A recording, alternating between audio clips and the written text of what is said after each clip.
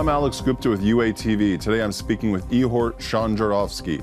Mr. Sanzharovskyi is the director of the Canada-Ukraine Trade and Investment Support Project. Hello, Mr. Sanzharovskyi. Welcome to UATV. Hello. How is the Canada-Ukraine Trade and Investment Support Project achieving its goal of lowering poverty in Ukraine by exporting goods from Ukraine to Canada and accruing income or investment from Canada to Ukraine? Well, we are working with Ukrainian producers, so we have our 5 priority commodities selected, and we will be working with the producers of those commodities, helping them to come to Canadian market. We will help them with establishing B2Bs, finding partners in Canada. We'll help them to figure out the requirements of Canadian market, so to understand the Canadian market, and then we'll train them how to do the packaging, labeling, and other things which are needed in order to move to come to Canadian market.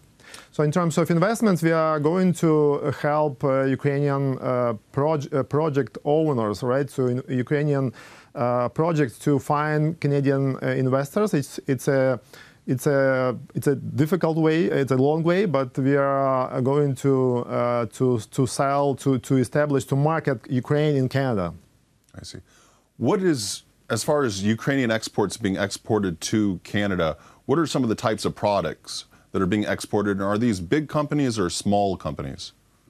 Number one commodity Ukraine is selling to Canada is soybean, all right? So, and as far as we understand, the soybean which we sell to Canada is more like organic one, which has the market in Canada.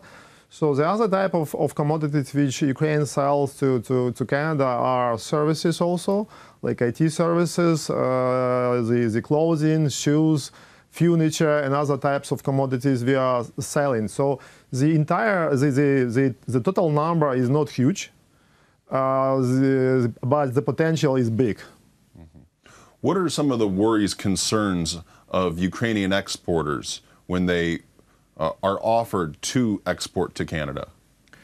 Well, first of all, Ukrainian exporters, they have little knowledge of Canadian market. So because naturally, geographically, it's a far away, right? So, and Ukrainian producers normally would first of all look at some neighboring markets.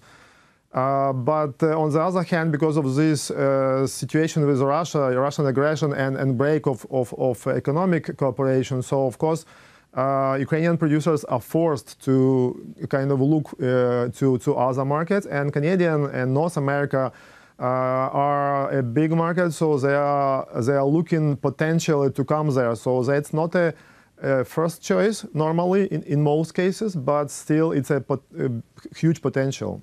If I'm a Ukrainian small, medium-sized business and I want to export my product to Canada, what is the first step that they should take? Well, first step, they need to do analysis of Canadian market. So they are going to sell something very specific. So right, so they need to know what is the demand for that kind of stuff. And number two, they need to understand the requirements, technical requirements of Canadian market for that kind of product. So certification and this kind of stuff. So then definitely they would need to have a buyer in Canada. So someone who will take care of a lot of things which need to be done for Ukrainian products to come to Canadian supermarkets or whatever. So it's a number of steps, but first of all, what is needed for Ukrainian producers is a knowledge and fluency in English, right? Because that's a requirement, and normally the Canadian market is not empty, is not waiting for Ukrainian products. So we need to to identify our place. I mean, producers need to fight. Let's be honest. To come to shelves, to markets, and to be sold there. On the flip side, what are some of the industry sectors Canadian investors are putting money into in Ukraine, and what are some of the risk factors, concerns they have?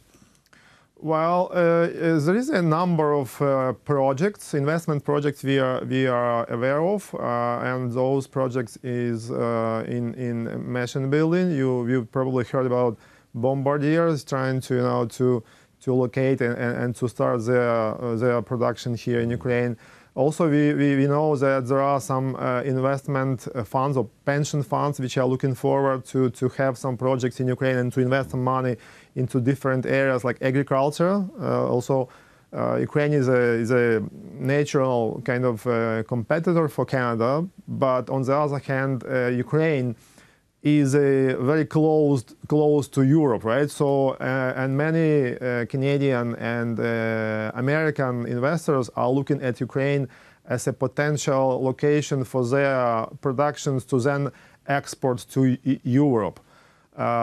So that's kind of on the positive side. On the negative side, yeah, this kind of lack of certainty in what is going on in Ukraine and what is going to be in Ukraine in the coming future. That's a major problem. Plus, of course, we know that regulation in Ukraine is not always, doing a good work. So, and government needs to improve some area like corruption, fight corruption and improve legislation and execution of the laws in courts, etc. So those are key problems for Canadian investors. I want to turn to the Canada-Ukraine Free Trade Agreement. What are the benefits of this agreement? Well, first of all, when the CAFTA enters into the force, Ukrainian producers will have tariffs will go down, right? So practically immediately. So and the Ukrainians will have no kind of financial problems or will have financial incentives to export to Canada. On the other hand, Canadians, they have like there is a transition period for tariffs, for some kind of 3 to 7 years, sorry.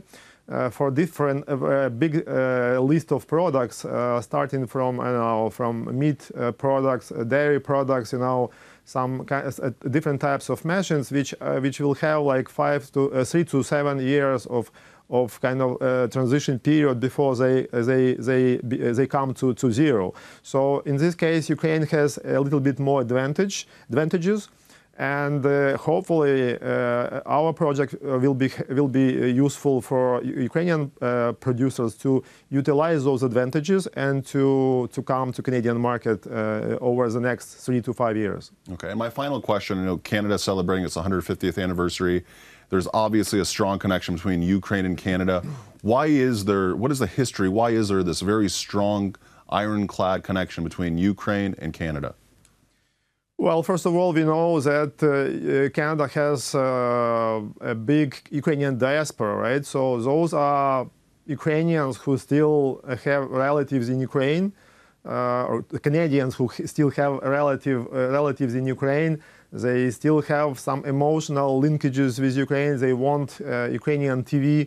They are looking for some products in Canadian supermarkets produced in Ukraine. So that's something which makes our linkages stronger. All right. Well, thank you so much for joining us today. Really appreciate you coming in. Thank you.